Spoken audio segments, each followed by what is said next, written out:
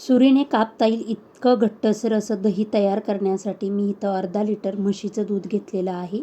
आणि आता हे दूध आपण गॅसवर गरम करायला ठेवूया.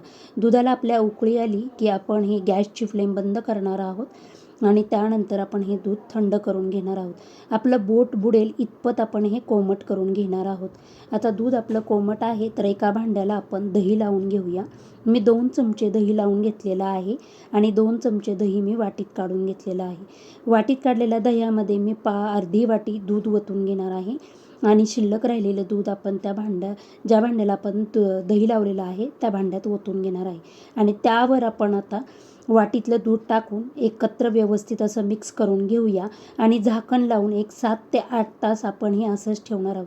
7 ते 8 तासाने तुम्ही पाहू शकता किती घट्टसर असं दही लागलेलं आहे.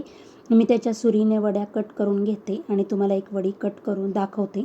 छान असं आपलं घट्टसर दही लागले.